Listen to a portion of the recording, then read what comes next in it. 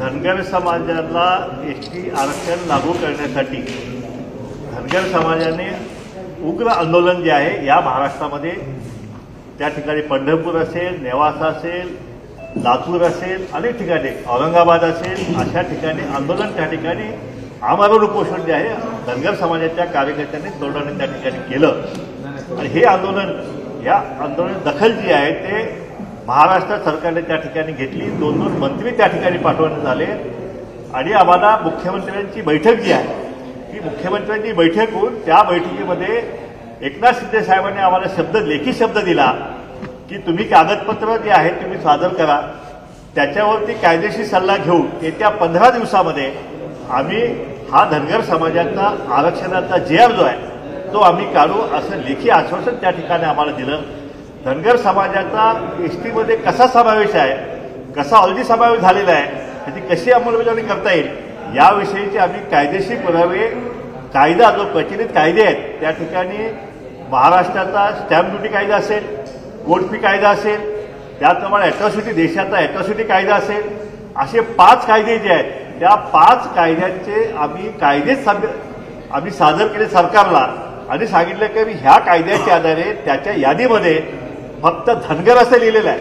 म्हणजे आम्हाला आता धनगराला अॅट्रॉसिटी कायदा आम्हाला लागू आहे, आम्हाला कोर्ट फी माफी आहे, आमचा ग्रामपंचायत ऍक्टमध्ये आम्हाला घरपट्टी माफ आहे, हे सगळ्या सवलती आम्हाला आदिवासीकडून चालू आहेत। मग तुम्ही कसे थांबवू शकता?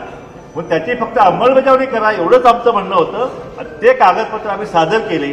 त्याचप्रमाणे सुधाकर शिंदे समितीचा अहवाल जो आहे तो 5 राज्यामध्ये धनगर आणि धनगर हा प्रश्न निर्माण झाला होता, तिथं धनगरच्या ऐवजी धनगर झालं होतं, पण तिथल्या राज्यांनी ती दुरुस्ती केली आणि धनगरचं रद्द केलं।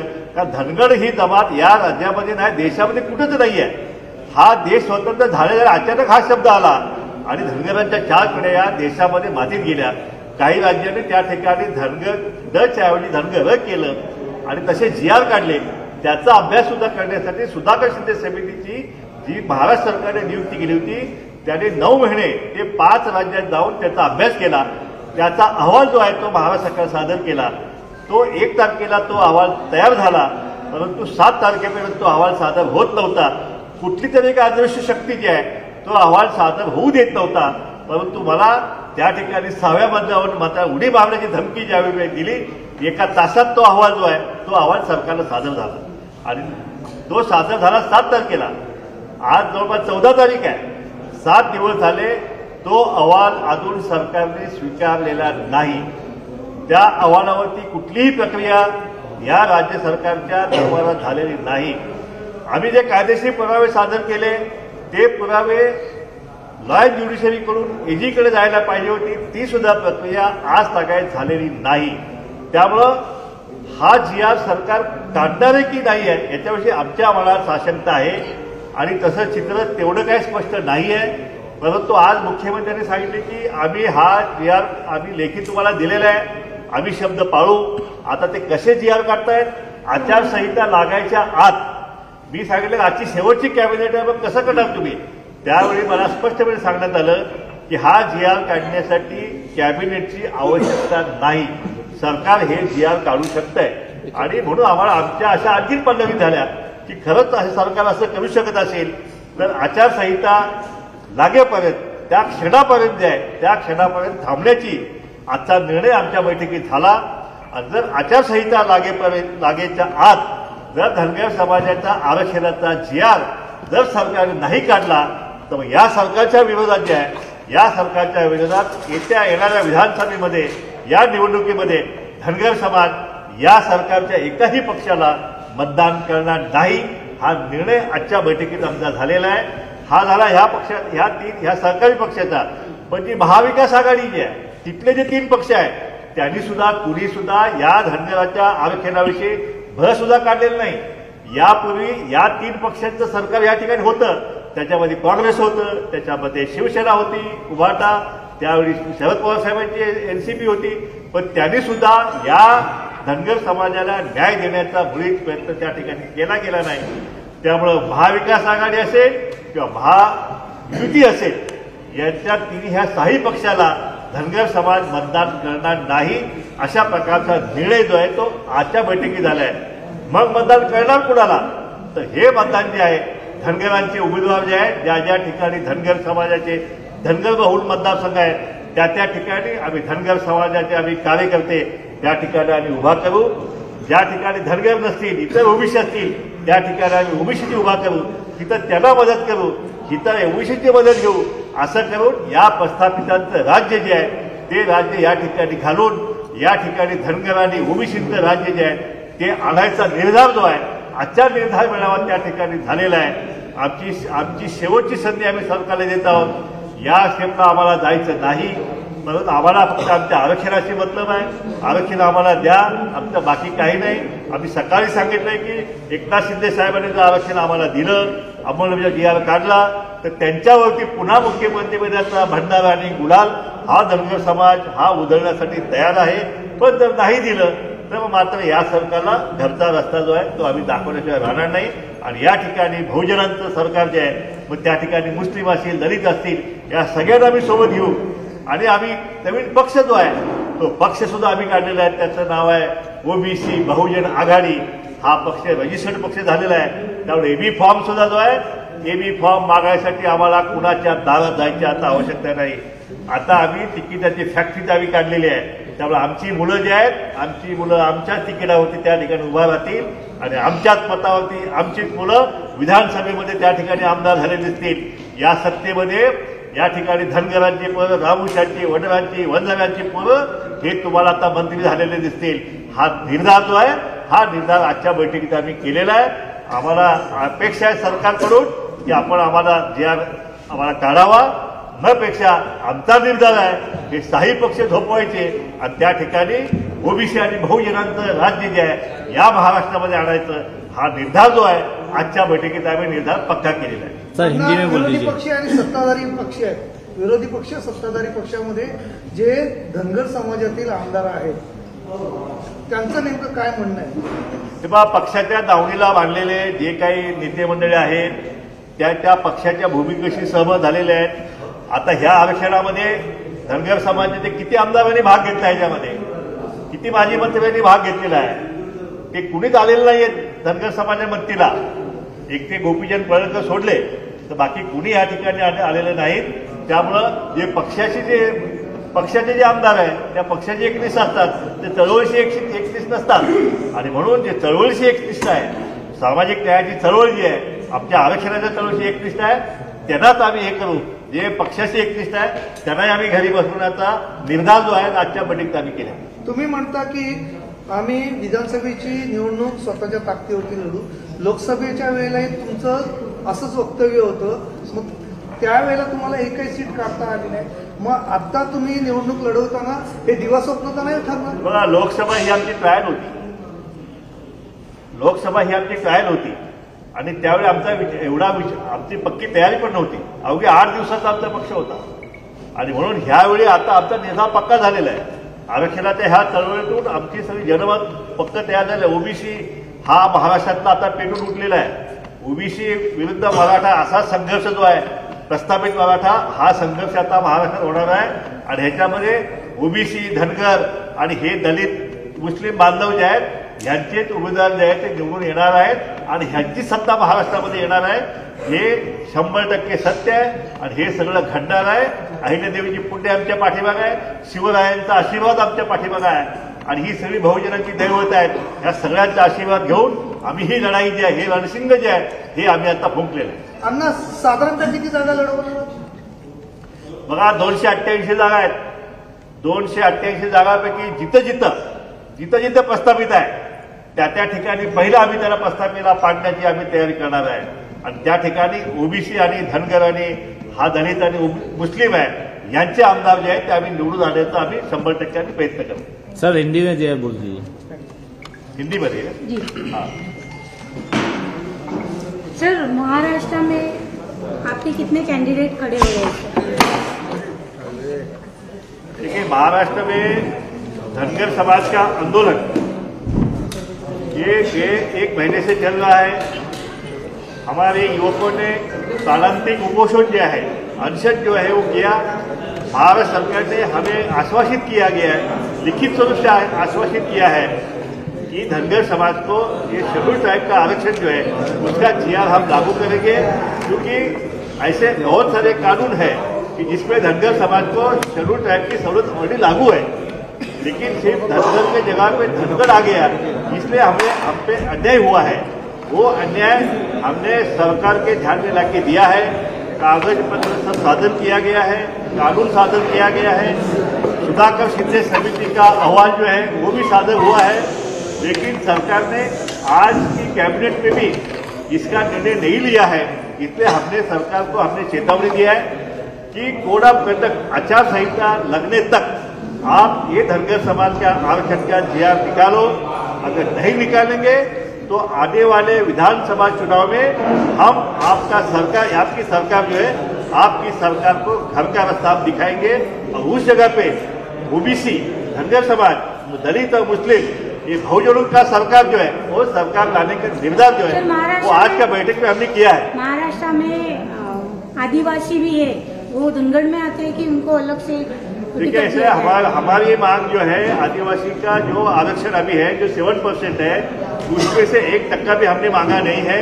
हमारा अलग से 3.5% आरक्षण जो है वो हमें दिया जाए।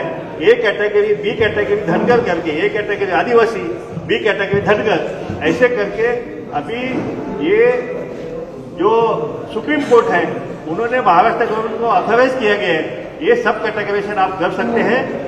उस माध्यम से महाराष्ट्र सरकार ये जीआर जो है 100% निकाल सकता है और निकालना चाहिए।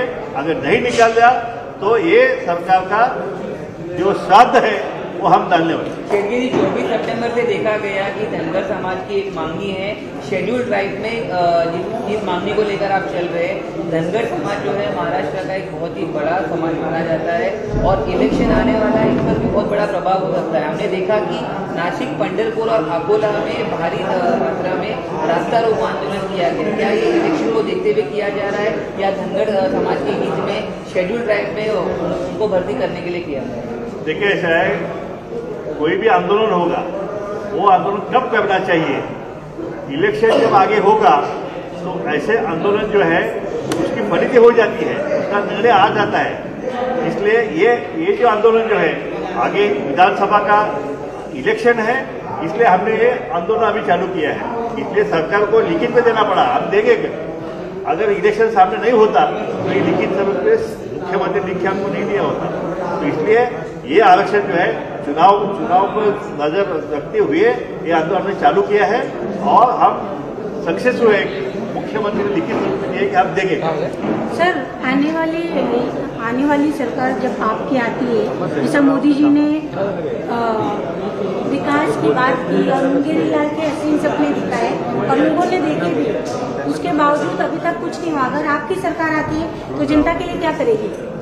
देखिए, ऐसा है कि हमारी सरकार जो है बहुजनों की सरकार है, ये गरीबों की सरकार आने वाली है। तो जो भी किसान के लिए, विद्यार्थियों के लिए जो भी विकास की योजना है उनका भाव, उनके शेत माल को भाव जो है आज के नहीं मिल रहा है, वो शेत माल को भाव हम देंगे। पूरी शिक्षा जो है, पूरी शिक्षा हम मुफ्त करेंगे। 1 भी रुपया किसी को शिक्षा के लिए ये महाराष्ट्र में इसके आगे नहीं देना पड़ेगा। हमारी सरकार आएगी तो पहला निर्णय हम ले लेंगे कि सारी शिक्षा जो है, गरीब हो या श्रीमंत हो, अमीर हो, सबकी शिक्षा जो है मुफ्त सरकार करेगी। ये निर्णय हम लेंगे। महाविकास आघाड़ी की जब सरकार थी तो क्या आपने एक प्रस्ताव रखा था? अब शिंदे सरकार है, जब भी शेड्यूल ट्राइब में भर्ती करने का प्रस्ताव आपने, अभी जैसे आपने कहा कि कुछ शेड्यूल ट्राइब के जो पर्क्स एंड बेनिफिट्स है वो धनगर समाज को मिल रहे हैं, आपका प्रस्ताव किस तरीके से एकनाथ शिंदे जी के पास है कि किस तरीके की अमेनिटी शेड्यूल ट्राइब में दाखिल करने के बाद? देखिए, ऐसा है, हमारी सबसे बड़ी मांग ये कि शेड्यूल ट्राइब की कैटेगरी हमें मिली जाए। हम शेड्यूल ट्राइब में जाना चाहते हैं, अभी हम एनटी में है, हमारा 3.5%। अगर आप एसटी में जाते हैं तो हमारे जो कॉन्स्टिट्यूंसी जो है हमारी जहाँ पे मेजोरिटी है हमारे वोटिंग है, वहाँ पे हमारे एमएलए चुन के आ सकते हैं, हमारे खासदार चुन के आ सकते हैं, हमारे जिला परिषद सदस्य आ सकते हैं। हमें अलग से बजट मिल जाएगा। अभी बजट नहीं है, जो शेड्यूल ट्राइब को जो बजट है तो बजटरी प्रयोजन हमारे लिए सरकार को करना पड़ेगा।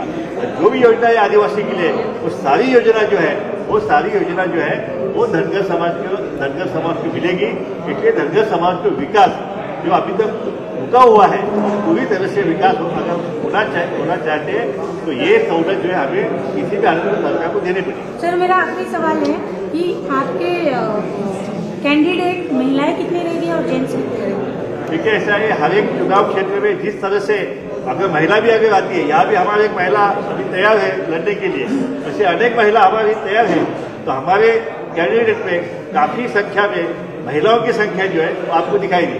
अण्णा एकदा मराठीत पुन्हा सांगा.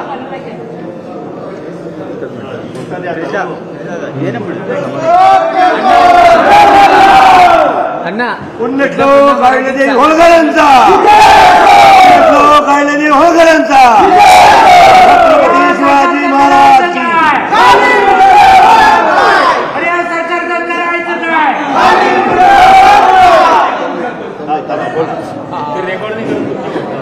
हो मॅडम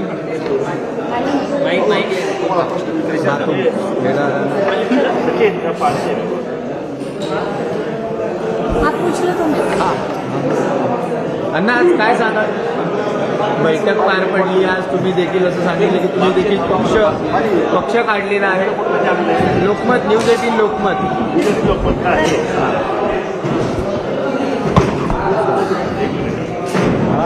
अरे मागचे 5 मिनिटं शांत बसा प्लीज.